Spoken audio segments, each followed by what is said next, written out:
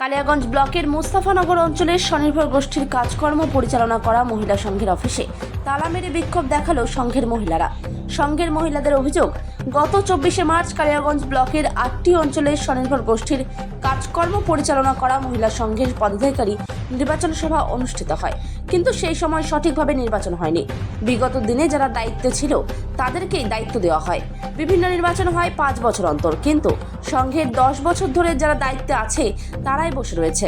নির্বাচনের সময় তারা অভিযোগ করে, সেই সময় পঞ্চায়েতের সমিতির সভাপতি হিরণময় সরকার ও ব্লক তৃণমূল সভাপতি তথা জেলা পরিষদের পূর্ত কর্মাধ্যক্ষ নিতাই বৈশ্য সংঘের মহিলা সেই আশ্বাস দিলেও বাস্তবে কিছুই হয় না।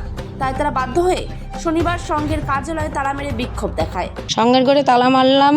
আমরা আজকে থেকে 2010 সালে দল করেছি, সেই সময়ে আমাদের সংঘের সংগঠন তৈরি হয়। সেই 10 বছর ধরে ওরা একই সম্পাদিকা সহসম্পাদিকা যত দলের নেত্রী আছে সবই একই আছে।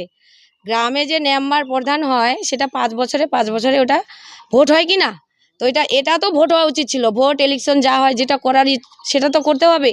ওরা লুকায় কাগজপত্র জমা দেয়, কাগজপত্র ইসে করে ওরা মানে কালচুপি করে কাজগুলো দলকে জানায় না। দলকে বলে কি, দে তোদের ভোটার কার্ড আধার কার্ড, দলের আজকে কাজ হবে, লোন দিব, এই দিব সেই দিবকে পোলোনো মানে লোভ দেখিয়ে কাগজগুলো নিয়ে ওরা মনে মনে কি করে ভোট করে ওটা ইলেকশন নিজেদের মধ্যে ওটা ঠিকঠাক করে নেয়। এটাই আর কি। এটার জন্যই আজকে আমরা তালা দিলাম, যে এটা আমরা যতদিন মানে ঠিকঠাক মানে বিশ্রোহা না হবে মানে ততদিন আমরা তালা খুলবো না। এক মাস হয়ে গেল ভোটে। হ্যাঁ, কেন এতদিন চুপ ছিলেন? আজকে কেন? এক মাস না, 1 মাস হয়নি। মানে আশা দিয়েছিল ওই যে নিতাই বৈশ্য আরও যে নেতাগুলো নাম বললো, ওনারা বলছিলেন যে আপনার বাপ্পা স্যার বলছিল আপনারা চুপচাপ থাকেন, আপনাদের কাজ করে দিব, কাজ হবে, ঠিকঠাকই কাজ করব। কিন্তু যেদিন ওখানে ওদের মানে সিলেকশন করা হয় ব্লকে, সেদিন আমাদের দলকে কাউকে জানায়নি, ওরা নিজেরাই করেছে। আমরা ভিতরে খবর পেয়েছি, ওখানে গিয়েছি, দেখেছি। তো যদি ওখানে স্বার্থ না থাকে, আজকে যাদেরকে বের করানো হয়েছে 1জন কিংবা 2জনকে, তারা কি কান্নাকাটি করেছে ওখানে, প্রচুর কান্নাকাটি। যদি স্বার্থ না থাকে তাহলে কি করে কাঁদবে ওখানে? নিশ্চয়ই ওদের টাকা খেয়ে ভুঁড়ি মোটা করেছে, তার জন্যই বের হয়েছে বলেই আজকে ওদের মানে চোখের জল পড়ছে।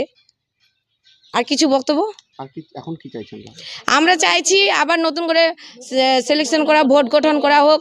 আর সঙ্গের যে যতগুলো নেত্রী সহ সম্পাদিকা আরবি যা আছে, পুরো বোর্ডটাকে আমরা চেঞ্জ করতে হবে। একবারে নতুন সংগঠন চাই। কারণ একটা গ্রামে যদি মেম্বার প্রধান হয় সেটা 5 বছরে পরিবর্তন হয়, এরা 15 বছর ধরে বসে আছে। কেন থাকবে আমার এটাই প্রশ্ন, থাকবে কেন? দেখুন, মুস্তাফানগর পঞ্চায়েতের যে মহিলাদের সংঘ আছে, মহিলা এসএসজি দলের যে সংঘের একটা সোসাইটি আছে, সেই সোসাইটিটার একটা নির্বাচন হয়েছে। সেই নির্বাচন একদম সরকারি রুল মোতাবেক, যেভাবে নোটিফিকেশন করে নমিনেশন সাবমিট করে স্ক্রুটনি করে ফাইনাল প্রার্থী তালিকা পাবলিশ করে তারপর যেভাবে ইলেকশন হয়, ঠিক সেম প্রসিডিওর এখানে ইলেকশন হয়েছে। সেক্ষেত্রে যারা বোর্ড অফ ডিরেক্টর হয়েছে তার বাইরে হয়তো কেউ ওখানে নমিনেশন করেনি, যার জন্য বিনা প্রতিদ্বন্দ্বিতায় যারা নমিনেশন সাবমিট করেছে তারা জিতে গেছে। এক্ষেত্রে আমি তৃণমূলের ব্লক সভাপতি হিসাবে আমার কোনো রকম ইন্টারফেয়ার ছিল না, বা প্রশাসনিকভাবে কারো কোনো রকম এখানে হাত ছিল না। যেটা সার্বিকভাবে দলের মহিলাদের ব্যাপার ছিল। মহিলারা যারা পার্টিসিপেট করেছে, অংশগ্রহণ করেছে নমিনেশনের ক্ষেত্রে, তারাই নমিনেশন করছে। এখানে আমাদের কিচ্ছু ছিল না। কারো কাছে কোনো রকমভাবে কাউকে প্রভাবিত করার ব্যাপার ছিল না, কাউকে কোনো রকমভাবে ম্যানিপুলেট করার ব্যাপার ছিল না। এক কাপ কারো কাছে চা খাওয়ার পয়সা বা এই ধরনের কোনো রকম কারোর সাথে কোনো সম্পর্ক ছিল না। এটা আমি দায়িত্ব নিয়ে তৃণমূলের ব্লক সভাপতি হিসেবে বলছি। আপনার যেটা ওদেরকে কোনো কিছু সিদ্ধান্ত নেওয়া হয়নি, ওদেরকে নিয়ে বৈঠক করা হয়নি, খালি বলেছেন আধার কার্ড বা দিতে, তারপর আর কিছু করা হয়নি? না, এটা অ্যাকচুয়াল সমিতির নিয়ম অনুসারে যেভাবে ভোট হয় সেটা যারা এক্সিস্টিং বডিতে থাকে, অর্থাৎ যারা পদাধিকারী ছিল, তারা ভোটটা কন্ডাক্ট করে।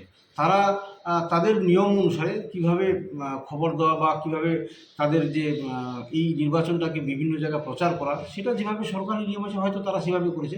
এক্ষেত্রে দলীয়ভাবে আমাদের কোনো রকম ভূমিকা ছিল না, কোনো রকম আমাদের ব্যাপার ছিল না। তবে আমি পরে যেটুকু শুনেছি যে সমস্ত রকম সরকারিভাবে যেগুলো জানানোর জায়গা ছিল ওরা সব কিছু জানিয়েছে। সেক্ষেত্রে কেউ যদি বা কোনো বিরোধী পক্ষ যদি না অংশগ্রহণ করে, সেক্ষেত্রে আমাদের তো বলার কিছু নেই। এক্ষেত্রে তবে একটা বোর্ড তৈরি হয়েছে, আগামী দিনে সুস্থভাবে যাতে চলে আমরা সেটার দিকে নজর রাখছি।